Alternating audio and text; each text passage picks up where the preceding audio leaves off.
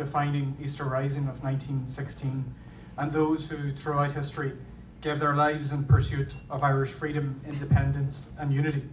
We are here to celebrate Ireland's revolutionary past, to recognise the value of our diaspora, and to look to the future with hope and optimism. 109 years ago, Irish men and women, gallant patriots, went out to break the connection with Britain, to achieve the freedom of Ireland and to establish a 32-county Irish Republic. Our revolutionaries and volunteers were ordinary people who did the extraordinary for their country. They fought, many laid down their lives, for the dream of an independent Ireland, to restore our ancient nationhood. That dream is powerfully and poetically captured in the proclamation of the Republic: freedom, equality, economic justice, a nation where working people come first. It spurred Republicans forward to rise again during the Tan War, where the flying columns of the IRA stood toe-to-toe with British Crown forces. That was met with a counter-revolution, with partition, with the establishment of two conservative states in which ordinary people were divided, kept down, and left behind. The proclamation of 1916 remains the mission statement for Irish Republicans today, to reunify our country and achieve full nationhood for Ireland. At Easter, Irish Republicans remember our patriot dead, the generations who struggled and who gave their lives for the cause of Irish unity and independence. Our exiled children in Canada are an integral part of that history. We remember their lives and we recommit to the building of a new and united Ireland as their legacy. Every single generation of revolutionary leaders has relied on the support of the Irish abroad. Our diaspora helped shape our nation. While building a home here, you hold Ireland dear. The Irish in Canada held true to the proclamation of Easter week for generations. As conflict enveloped the North, you stood on the side of equality, justice, and unity. As the peace process developed, the Irish in Canada campaigned to build a political process to replace conflict. The Canadian government became partners in peace. John de Chastelin and Judge Corey were trusted to deal with the highly sensitive issues of demilitarization, disarmament, and the legacy of the conflict. Warren Ullman, a passionate advocate for human rights, stood with the marginalized in support of peace and justice. Canada played a crucial role in the eventual signing of the Good Friday Agreement and the processes that followed. Every challenge to that agreement has been met by Irish Canada. When the British threatened to impose a Brexit border across our country, Irish Canadian leaders acted. The Federal Parliament unanimously agreed that there would be no trade deal with Britain unless the Good Friday Agreement was protected. International pressure brought the British back to the negotiating table. Exploring our connections even further, recent research shows how the First Nations of Canada made exceptional humanitarian donations to Ireland during An Gcorta Mór, the Great Irish Famine. These unsung heroes, destitute themselves, donated huge sums to famine relief in Ireland, an act that has been recently uncovered and rightly celebrated. At Carja, we have further to travel to realise the full transformational power of the Good Friday Agreement. The agreement is not a settlement. It enshrines equality as well as human and civic rights. It is, in fact, a framework for institutional checks and balances to handle past, present, and future political differences. Neither a Carja is it the answer to the constitutional question, as some would describe it. It places the future constitutional position in the hands of the people. It provides for referendums, north and south. No, it does not answer the constitutional question, it asks it. If the people, north and south, vote to end partition, then we will be united. The Good Friday Agreement provides that pathway to Irish unity. As always, our great diaspora is a dynamic for change. There will be no united Ireland without you. Those who support the Good Friday Agreement and Irish unity should work together.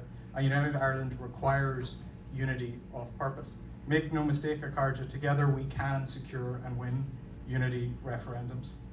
Unfortunately, we have a government in Dublin and a Taoiseach who refuses to plan or prepare or even speak about unity. This government is failing the Irish people, north and south. They are failing to honour an essential element of the Good Friday Agreement, and they're failing to grasp the historic opportunity to unite Ireland and its people. They tell us now is not the time.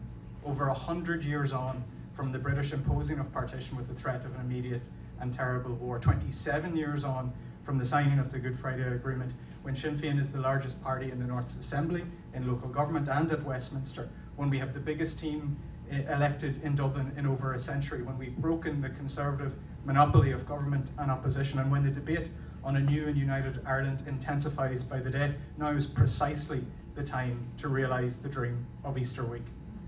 Your voice should ring loud. Now is the time to plan and prepare for the unity referendums that are coming.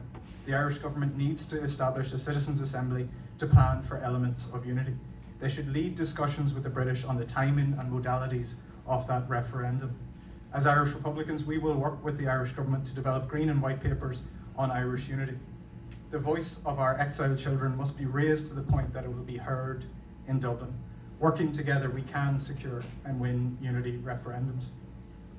This is a moment, a genuine moment of great opportunity and excitement. These discussions are happening now. The conversation is live all over Ireland and further afield. It is the most important conversation, and we must keep building momentum, persuading and convincing people right across Ireland, Britain, Europe, the USA, Canada, and further afield. That is how we will achieve unity referendums by the end of this decade. The next step must be the establishment of that Citizens' Assembly on Unity. The Irish government and the British government cannot continue to tread water on this issue. Seismic generational change is underway in Ireland, and it will not be held back. Uniting Ireland, ending partition, and realising the Republic of 1916 is what we are all about. And we will leave here today hopeful and confident that we will see it that certain day. But it is not inevitable. We have to work for it. We must champion unity in everything that we do and everywhere we do it. Akarja, the signing of the Good Friday Agreement was a beacon of hope for others struggling for sovereignty, equality, and justice. The conflict in the north was once deemed intractable. It was the longest period of continuous fighting in Irish history. A political process was built, an agreement was reached, and peace followed. Conflicts can be resolved by political will and respect for justice, democracy, and the rights of all. And that applies to all areas of conflict, not least Gaza and Ukraine. There is an urgent need for the ceasefire in Gaza to be reinstated, for aid to flow, for international law to be respected, for all hostages released, for the development of a political process, and for Palestine to take its place among the nations of the earth. The peaceful journey to united Ireland would once again demonstrate an alternative to conflict, that constitutional issues and boundary disputes can be resolved peacefully. Friends, Irish unity is not an inevitability. We need to vindicate the rights of people to self-determination as promised within the Good Friday Agreement. Together, we need to secure and win unity referendums. The Irish government may be comfortable with the status quo, but Irish Republicans are not. We will not take no for an answer. Now is the time to plan and prepare. Now is the time for unity of purpose. Now is the time to let the people have their say. We call on all gathered here to remember those who came before us, to remember their sacrifice and to hold to their dreams, to work to build an Ireland that is a tribute to all of those who came before us. Friends, we are closer than ever to united and free Ireland, to a real republic. You can be the generation to return home to united Ireland, a united Ireland where workers and families come first. We can achieve the Republic of 1916. And friends, when that day comes, you will be able to say, we made that possible. Up the Republic and Fubloch the Boo. Gormila Myro.